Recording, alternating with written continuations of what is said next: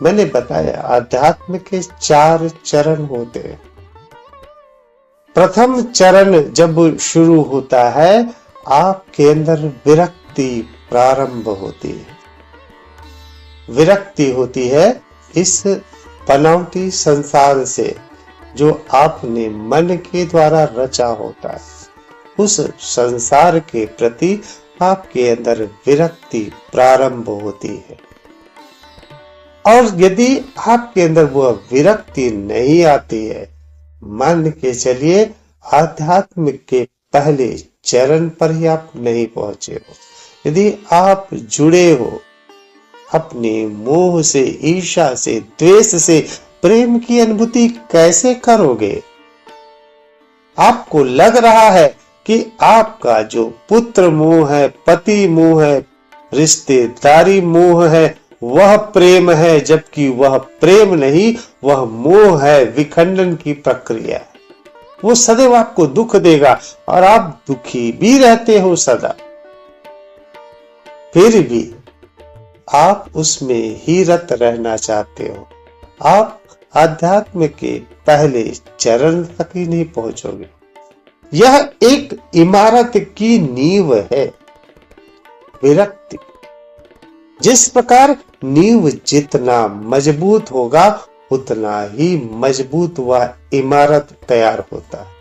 उसी प्रकार जितना तीव्र आपका विरक्ति होगा इस काल्पनिक संसार से, उतने ही अधिक आप आध्यात्म में मजबूती से खड़े होंगे। और जैसे जैसे आपके अंदर विरक्ति आएगी, आप दूसरे चरण आनंद की ओर बढ़ने लगोगे। जैसे एक नींव तैयार हुआ, उसके बाद आपने दीवाल शुरू कर दी। वह दीवाल, ये आपका द्वितीय चरण है अध्यात्म का।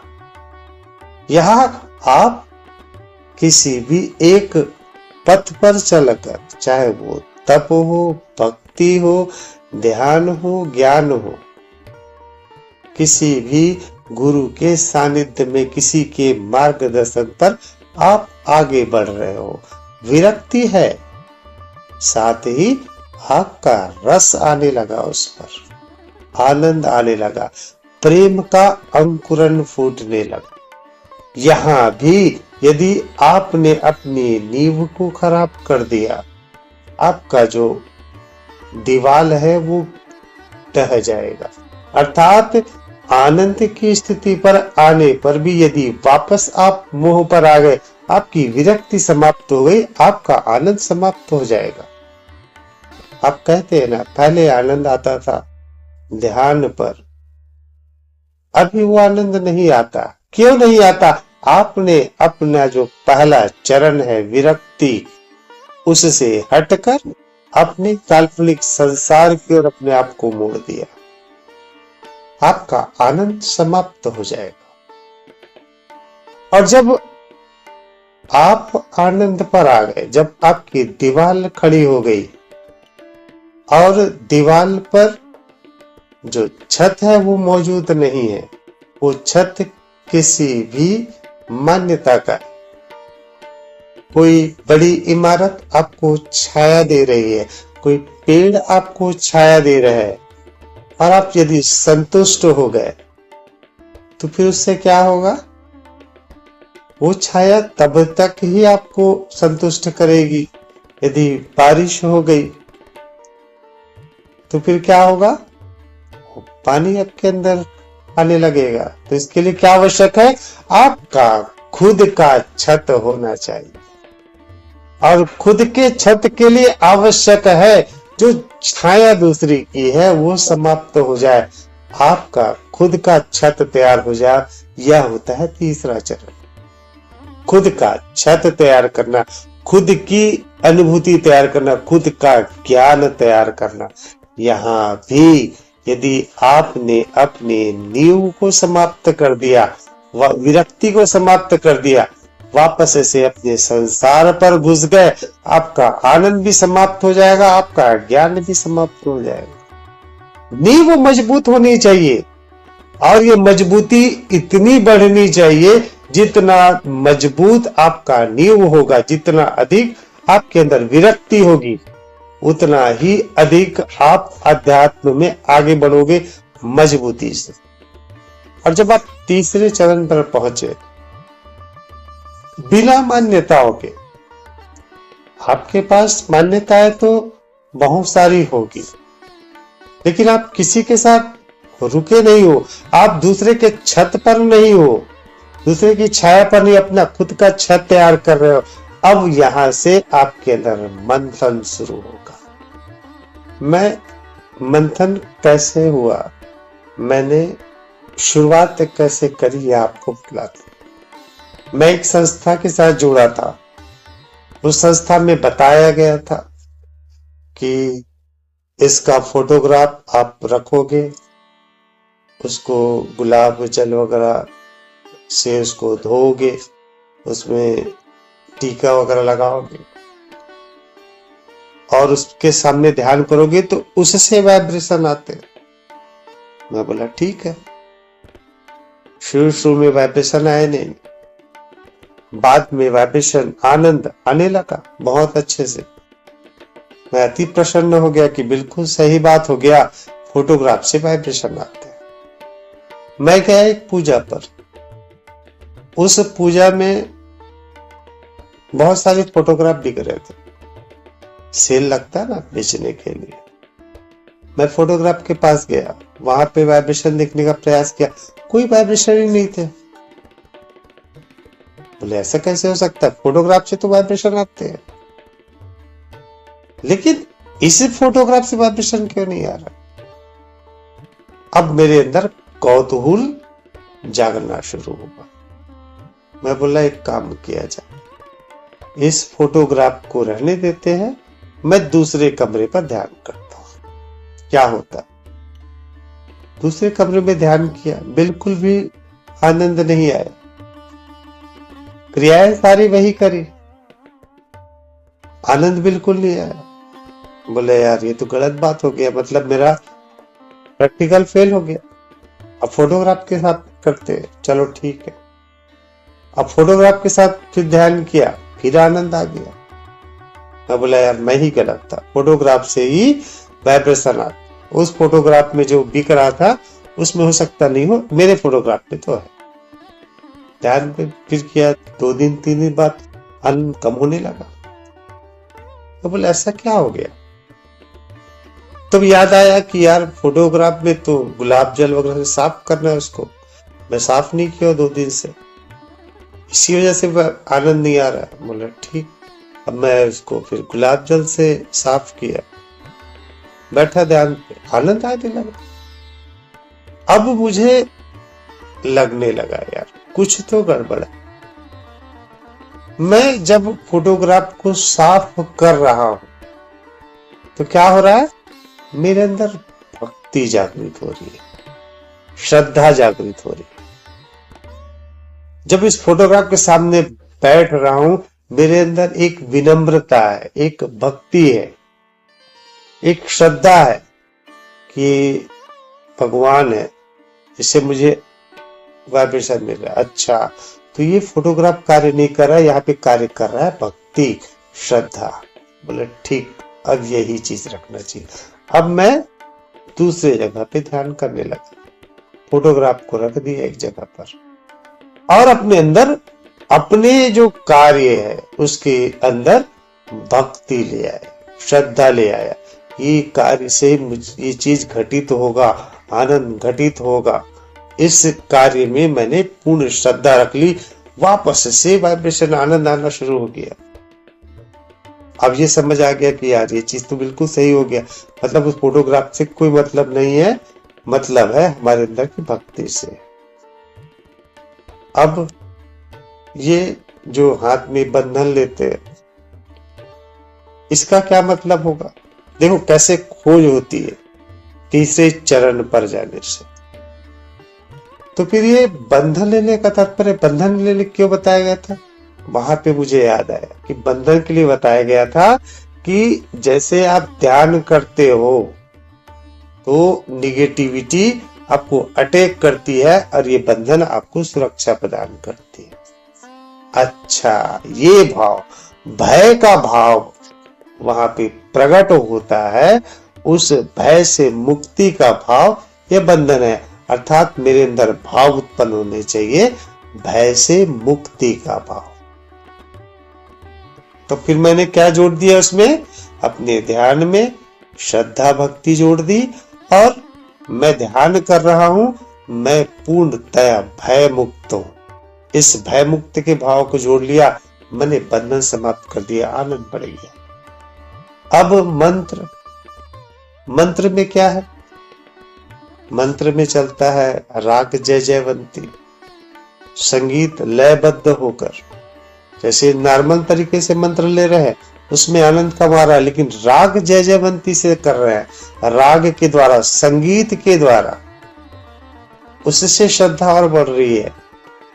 बोले अच्छा, तो श्रद्धा और बढ़ा दो, संगीत बढ़ा दो अपने अंदर। मैंने वह बढ़ा दिया। अब क्या हो गया? मेरा फोटोग्राफ छूट गया, मेरे बंधन छूट गए, मेरा मंत्र छूट गया, और मैं बिना वो सब किए हुए पूर्ण आनंद में आने लगा। और जब यह घटित हो गया, मैंने फिर खोजना शुरू किया, मैं कौन हूं। फिर उसके लिए बहुत सारी मान्यताएं आई। एक मान्यता है कि आत्मा होती है। बोले अच्छा ठीक है, अब आत्मा को ढूंढा जाए अपने भीतर। अब आत्मा ढूंढा, आत्मा कहीं मिला ही नहीं। अंदर हृदय की धड़कन मिल रही थी, लंग्स मिल रहे थे, अंदर पेट चल रहा था वो मिल रहा था, नसें मिल रही थी, रक्त का बहाव मिल रहा था, आत्मा कहीं नहीं मिल रहा था। फिर याद आया, एक ने मान्यता दी थी कि आत्मा हृदय में होती है। बोले ठीक है, यही बात सही होगा, हृदय में होगी। अब फिर आया बात, आत्मा हृदय में होती है और आत्मा निकल जाती है, आदमी मृत हो जाता है। ये बात समझ आ गया। जब व्यक्ति मृत हो जाता है, उसके 12 घंटे 20 घंटे बाद भी उसकी आंखें जीवित रहती है। उस आंख को दूसरे में लगाकर दूसरे की आंख ठीक हो जाती है। अर्थात क्या हुआ? वो आत्मा से हृदय के रहने का, शरीर के रहने का कोई सरोकार ही नहीं है। यहाँ तक कि हृदय भी बदला जा सकता है। एक को तो सुअर का हृदय लगा था, प्रैक्टिकल हुआ था, काफी दिनों तक जीवित था। अलग अलग किडनी जो है वो अलग से ट्रांसफर हो जाता है। तो ये ट्रांसफर हो रहा है मतलब वो जीवित रहता है, किडनी कार्य कर रही होती है। तो जब आत्मा उसके हृदय पर है तो किडनी शरीर से बाहर निकल कर भी कैसे कार्य कर रही है। वहां से यह समझ में आ गया कि आत्मा हृदय में होती है, यह पूर्णतया सत्य। और जब मैंने यह अंदर देखना शुरू किया, लंग्स कैसे मूव कर रहे, क्या हो रहा है, क्या नहीं हो रहा है, उसके अंदर में क्या ऊष्मा आ रही है, नहीं आ रही है, ये सब चीज मैंने समझना शुरू किया। मुझे समझ में आ गया कि केवल और केवल दो ही खेल हो रहा है। मैं केवल शून्य हूं, कुछ नहीं हूं, और ये जो ऊष्मा बढ़ रही है और चीजें फैल रही है, ऊष्मा कम हो रही है, चीजें सिकुड़ रही है, उससे मेरे सारे सिद्धांत समझ आ गए। मुझे समझ आ गया कि मैं कौन हूं, और जब मैं कौन हूं यह मैंने जान लिया, फिर उससे ये जो सारा ज्ञान मेरे सामने खुल गया। तो ये होता है तीसरे स्टेज में। लेकिन तीसरे स्टेज में भी यदि आप पहले स्टेज को समाप्त कर दिए, अपने अंदर के माया मोह को संसार के प्रति जोड़ दिए, आपके अंदर आध्यात्म के प्रति रुझान समाप्त हो गया, कम हो गया, आपका मकान गिरना तय है। आपका तीसरा स्टेज भी समाप्त, दूसरा भी समाप्त, पहला भी समाप्त। आपका रुझान होना चाहिए आध्यात्म, और ये जितना मजबूत होगा उतना ही अधिक आप आगे बढ़ोगे। ये तीसरे चरण की बात होती।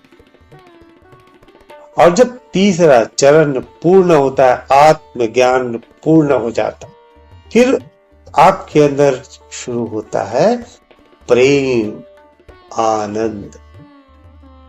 क्यों? क्योंकि आप जान चुके हो सब कुछ मैं हूं। जब सब कुछ मैं होता है तो सबको समेटने की इच्छा होती है, सबको अपने अंदर समाहित करने का भाव होता है। यह शुद्ध प्रेम प्रकट होता है। प्रकट तो दूसरे से ही शुरू हो जाता है। पहले के साथ दूसरा होगा, लेकिन जब दूसरे में पहुंचोगे तब भी पहला आवश्यक है, और जब तीसरे में पहुंचोगे तो दूसरा और पहला भी, ये दोनों आवश्यक है। ये तीनों चीजें होगी। छत आप बनाओगे, दीवार का रहना जरूरी है, नींव का भी रहना जरूरी है। और जो चौथा स्टेज है समाधि का, वो समझो मकान का डेकोरेशन हो जाता है। उसमें टाइल्स लग गई, पुताई हो गया, बहुत अच्छा सुंदर हो गया। जब इतना सब सुंदर हो जाता है ना, फिर कोई नींव को नहीं निकालता, फिर वो मकान स्थायी हो जाता है। बोले यार इतना अच्छा तो बन गया, इतना सुंदर लग रहा है, कितना अच्छा लग रहा है, अट्रैक्टिव लग रहा है, इस मकान को अब नहीं तोड़ेंगे। वहां से फिर वो संसार की ओर जुड़ता नहीं है, वहां से अपने नींव को खराब करता ही नहीं है।